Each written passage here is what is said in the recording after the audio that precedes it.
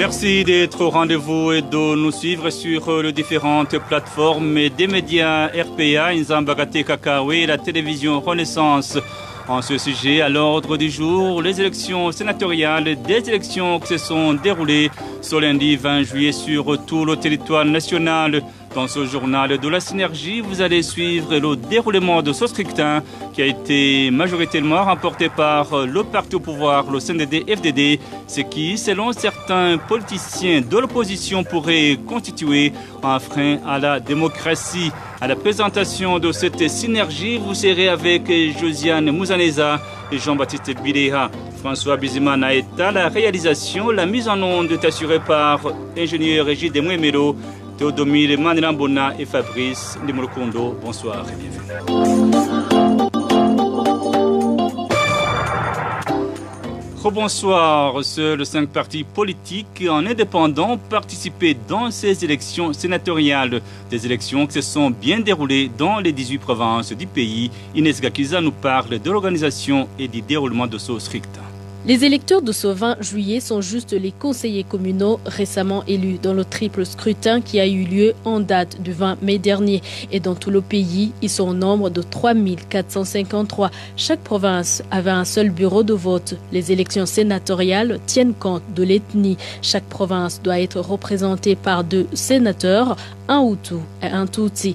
Même les bulletins de vote étaient différents selon l'ethnie. Et dans chaque bureau de vote se trouvaient 2 urnes, une portant l'étiquette Hutu et l'autre Tutsi. Ces élections sénatoriales étaient censées commencer à 6 heures pour terminer à 16 heures. Dans presque toutes les provinces, elles ont débuté dans les délais sans aucune perturbation. Le Sénat sera composé de 36 membres élus dans 18 provinces, c'est-à-dire 18 Hutus et 18 Tutsi. À cela seront ajoutés 3 autres de l'ethnie Twa, ce qui porte à 39 le total des sénateurs. Le mandat de ce nouveau Parlement reste de 5 ans. 5 partis politiques se disputaient les places au Sénat ainsi qu'un indépendant. Seuls les partis CNDD-FDD et CNL avaient des candidats dans toutes les 18 provinces. L'UPRONA était représenté dans 8 provinces, le Sangwe-Pader dans une seule province, de même que le parti APDR. Sur les listes de ces partis politiques, les candidats Hutus étaient en nombre égal aux candidats Tutsi.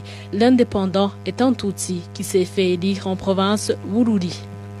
Merci à toi Inès Gakiza. Et le parti CNDD-FDD vient en première position dans ces élections, du moins selon les chiffres qui nous sont parvenus. N'est-ce pas Éloge Divin, Rémiche? 2 députés d'ethnies différentes devraient être élus dans chacune des 18 provinces du Burundi. Les résultats que la synergie des médias s'est déjà procurés montrent que le parti CNDD-FDD n'a pas pu avoir dans toutes les provinces les 2 sièges de sénateurs. À titre illustratif, dans la province Bubanza, le Hutu qui a été élu est du parti CNL. Ce dernier a battu Pascal Nyabenda, un Hutu qui représentait le parti CNDD-FDD. À Bururi, l'issue du scrutin a été identique. Dans cette province, un des sièges a été remporté par Enes Nahimana du parti UPRONA et l'autre par Jean Bosco Balutwanayo du CNDD-FDD. Dans cette province, il s'est observé une coalition entre les membres du parti UPRONA et ceux du parti CNDD-FDD. Une coalition qui a permis à ces 2 partis de gagner ces élections dans cette province du Sud. La Commission électorale nationale indépendante CENI apprécie positivement le déroulement de ce scrutin. Dans une conférence de presse animée dans la mi-journée de ce lundi, Pierre-Claver Kazis a déclaré qu'il n'y a pas d'incident majeur à signaler. Appréciation positive, parce que nous sommes le 20 juillet et effectivement sur le calendrier électoral, il était prévu des élections sénatoriales. Probablement, pareil, il n'y a pas eu d'irrégularité. C'est vrai, il peut y avoir des discussions ici ou là, mais ce n'est pas des irrégularités en tant que telles. Des discussions, oui, peut-être pour avoir des précisions en ce qui concerne les dispositions réglementaires ou légales. Sinon, il n'y a pas eu d'irrégularité en tant que telle. Il y a eu peut-être des incompréhensions, mais sinon, par rapport à la procuration, n'est-ce pas que l'on peut donner, c'est très facile, la loi précise la chose. Toute personne peut donner, n'est-ce pas, une procuration à une autre personne qui puisse se poser à sa place. Et cette procuration-là est valable tant que celui qui a émis la procuration ne s'est pas encore ravisé pour pouvoir voter elle-même. Donc, si la personne qui émet une procuration change d'avis et qu'il veut récupérer la procuration, c'est toujours possible. Mais ce n'est pas possible quand la personne qui vote pour elle a déjà voté.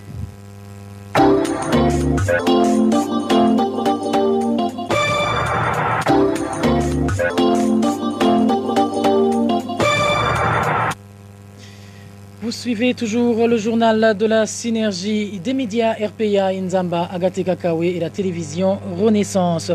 L'institution du Sénat en tant que chambre haute du Parlement a la mission de contrôle de l'action gouvernementale et de vote de loi à côté de la chambre basse du Parlement. De plus, le Sénat présente une certaine originalité dans sa mission de contrôle de l'action gouvernementale selon le prescrit constitutionnel. Le point avec Eddie Claude Nininatsku. Le Sénat est l'une des deux composantes du Parlement. Tout comme l'Assemblée nationale, cette chambre a la triple mission de représentation, vote des lois et contrôle de l'action gouvernementale. La chambre haute qu'est le Sénat, en contrôlant l'action gouvernementale, peut convoquer un membre du gouvernement par voie de questions orales ou écrites. Cependant, le Sénat vient en deuxième position après l'Assemblée nationale au regard de la mission de deux chambres. Pour ce qui est de l'analyse des lois, une loi peut en fait passer par l'Assemblée nationale et arriver au Sénat avec des insuffisances. Cette institution a donc à ce moment le devoir de constater et corriger des insuffisances éventuelles contenues dans des projets de loi analysés et transmis par la Chambre basse du Parlement avant d'être transmis au chef de l'État pour promulgation. À côté du rôle traditionnel de deux chambres du Parlement de vote de loi et de contrôle de l'action gouvernementale, le Sénat a une mission spéciale, celle d'approuver les nominations aux hautes fonctions administratives, entre autres les hautes autorités judiciaires et militaires, l'approbation de l'ombudsman et les membres de la commission électorale indépendante, tout en respectant les quotas ethniques et le genre. L'autre mission spéciale qu'il faut signaler, c'est la prérogative de mener des enquêtes dans l'administration publique où des cas de manquement éventuels sont signalés. Dans cette mission originale de contrôleur, le Sénat peut mettre en place une commission d'enquête ad hoc. Notez que le Sénat élu aujourd'hui a un délai de 5 ans pour se prononcer s'il faut mettre ou proroger le système de quotas ethniques dans l'exécutif, le législatif ou le judiciaire en vertu de la Constitution 17 juin 2018. Merci Eddie Claudine Hazoué. L'ancien sénateur Emmanuel Ngengouloutse explique qu'en plus des missions que le Sénat partage avec l'Assemblée nationale, l'action du gouvernement voter des lois, il a la mission de contrôler la politique d'égalité et de non-discrimination. Emmanuel Ngengouloutse. S'assurer qu'il n'y a pas de discrimination basée sur le genre, basée également sur l'ethnie, ou alors des discriminations d'ordre régional, etc. Il y a des facteurs de discrimination qui sont prohibés par la Constitution. Et c'est sur base de cette disposition constitutionnelle que le Sénat doit s'assurer que, effectivement, la politique gouvernementale les observe, pratique une politique d'unité et d'égalisation, n'est-ce pas, de protection de tout le monde, de la même manière. Et également, dans ce cadre-là, le Sénat doit s'assurer que les équilibres constitutionnels concernant la représentation du genre et des ethnies dans les plus hautes institutions politiques de l'État, ces équilibres sont respectés. Mais c'est au niveau de l'administration et au niveau des politiques publiques que le Sénat, effectivement, doit intervenir et mener des enquêtes pour s'assurer qu'il n'y a pas de discrimination sur base régionale, ethnique ou de genre. C'est dans ce cadre-là que le Sénat approuve la plupart des nominations aux postes de responsabilité les plus élevés, à la magistrature, à l'armée, à la police, certains postes de l'administration publique. Emmanuel Ngengouloutse, ancien sénateur du Burundi. Quant au docteur Jean qui a participé dans la confection des accords d'Arusha, il fait savoir que l'idée de mettre en place le Sénat a été motivée par la nécessité d'avoir une institution ethniquement équilibrée qui soit l'œil des provinces et de la population, mais aussi une institution qui puisse contrôler les nominations à certaines hautes fonctions que fait le président. Suivez le docteur Jaminani, président du Sénarède. Donner plus de confiance à la population quant au vote des lois pour qu'il y ait une institution équilibrée ethniquement. et représentatif de toutes les provinces, mais aussi de toutes les ethnies, pour bien regarder ce qu'a fait l'Assemblée nationale et donc en contrôle, mais aussi pour que dans certaines fonctions, hautes fonctions, le président ne mette pas qui il veut, mais que ça passe devant cet organe qui est l'œil des provinces, mais aussi de toute la population. Son rôle est très important. D'abord, il approuve tous les textes votés par l'Assemblée nationale. S'il n'approuve pas ce texte, ces lois ne sont pas promulguées. Il approuve certaines nominations comme les ambassadeurs, comme le directeur général de la police, le directeur général des services nationaux de renseignement, le chef d'état-major général de l'armée, les gouverneurs et d'autres hautes fonctions qui sont prévues par la loi. Ils doivent être approuvés par le Sénat lors de leur nomination. Avant que le président ne les nomme, ils doivent passer par le Sénat pour d'abord approbation. Il a un rôle de conseiller des institutions. Il encadre les conseils communaux, les élus locaux. Docteur Jean Minani, à propos des résultats de ce scrutin, les sénateurs élus sont presque du même parti, ne se soucieront pas de l'intérêt général. Propos du porte-parole du parti Sawanya Frodebou, Fenias Nigaba, indique que cela fait reculer les acquis de la démocratie. Normalement, les sénateurs sont élus par les conseillers communaux, c'est-à-dire ceux qui ont été élus dans les différents conseillers communaux. D'emblée, on voit directement que ce sera le CNDD qui va remporter ces élections parce que si on regarde le résultat des dernières élections, on voit que c'est identique le premier du pays, c'est le CNDD qui a remporté ces élections. Et là, a eu des incidences sur les élections des sénateurs. Alors, directement, on voit qu'au niveau du Sénat, on aura le Sénat qui est presque monocolore, qui est compté par des sénateurs qui seront ici dans cette partie au pouvoir. Et cela a des conséquences très néfastes sur la base du pays. Les sénateurs élus vont mettre en avant ce que nous avons déjà vu dans le passé, les intérêts du parti, pas les intérêts en général de la population. Ce qu'ils vont faire ne vont pas répondre aux aspirations de la population. Alors, ça va maintenant mettre en doute la démocratie. Les principes démocratiques ne seront pas respectés parce que c'est un Sénat monocolore. Au niveau des discussions, il n'y aura pas de débat contradictoire. Ça sera un débat qui sera axé sur les aspirations du parti au pouvoir au sein de deux pays. Et autre constat plutôt fait à l'issue de ces sénatoriales, c'est que les Burundais ne devraient pas s'attendre à grand-chose de la nouvelle équipe parlementaire. Si en substance, le point de vue de Frédéric Bamvugunyumvila, vice-président de la coalition des forces de l'opposition burundaise pour le rétablissement de la cour d'Arusha, CEFOR Arusha en sigle. Pour lui, les membres de cette équipe siégeront pour défendre leurs propres intérêts et non ceux du peuple qui les ont plutôt élus. Frédéric Bamvugunyumvila. Aujourd'hui, c'est la mise en place du Sénat. Vous cherchez à savoir, entre le Sénat et l'Assemblée nationale, nous nous attendons à quoi? Ces institutions, l'Assemblée nationale et le Sénat, proviennent d'où?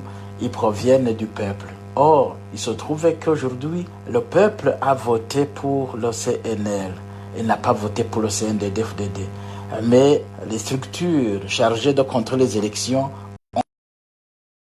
au CNDD-FDD au détriment du CNL. Et la question qui va se poser, c'est que dans ces institutions, c'est le CNL, c'est le CNDD-FDD qui vont dominer ces institutions.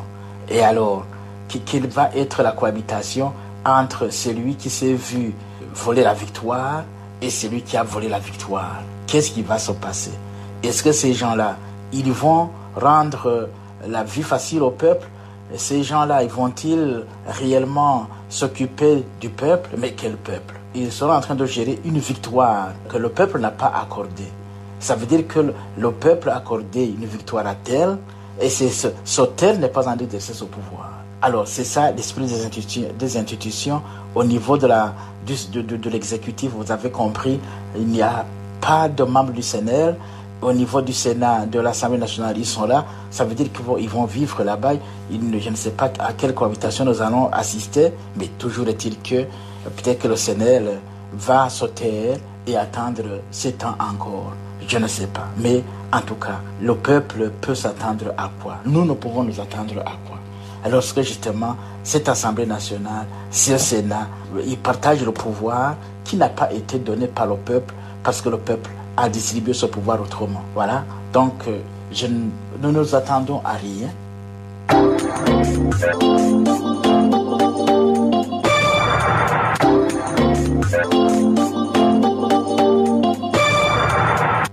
Selon le point de vue d'un analyste, le Sénat composé en majorité par le parti CNDD-FDD ne sera pas facile d'accomplir sa mission de contrôler le gouvernement. Le risque qu'il sera au service du président pour servir le parti État. C'est l'analyse de Jean Naimela, analyste politique, qui met en doute la crédibilité de ces sénatoriales.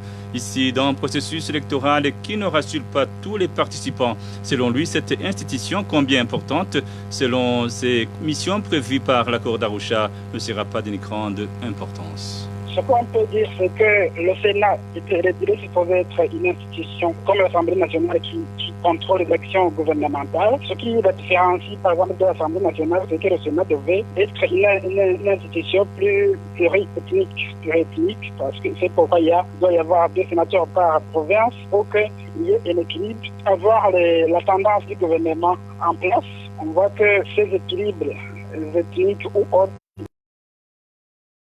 une grande signification, puisque la philosophie de ces équilibres, c'était de faire une société où aucun groupe, qu'elle soit politique ou ethnique ou autre, n'ait une domination absolue sur la sphère politique et d'autres sphères du pays. Parce qu'on avait vu dans l'histoire que chaque fois qu'un groupe, par exemple ethnique, a une présence absolue dans le gouvernement, il a tendance à exclure les autres groupes ethniques. On a maintenant une tendance du parti au pouvoir, CNDD-FDD, à étendre son contrôle sur toutes les sphères du pays. Ce n'est plus un contrôle, disons, de nature ethnique seulement, mais c'est un contrôle qui n'est pas très différent, par exemple, de votre contrôle qui était exercé par les pouvoirs qui étaient posés être militaires. Par exemple, du temps du parti unique. C'est une logique du parti unique qui se profile. Cette logique est dangereuse puisqu'elle ne permet pas à d'autres partis d'émerger, elle ne permet pas à ces institutions comme le Sénat, comme l'Assemblée nationale de faire leur travail, puisque le travail de contrôle gouvernemental n'est pas possible. Il n'est pas possible dans la mesure où que ce soit les sénateurs, que ce soit les parlementaires, ils sont là, ils mettent dans la logique du pouvoir pour faire valoir la politique du président qui est là.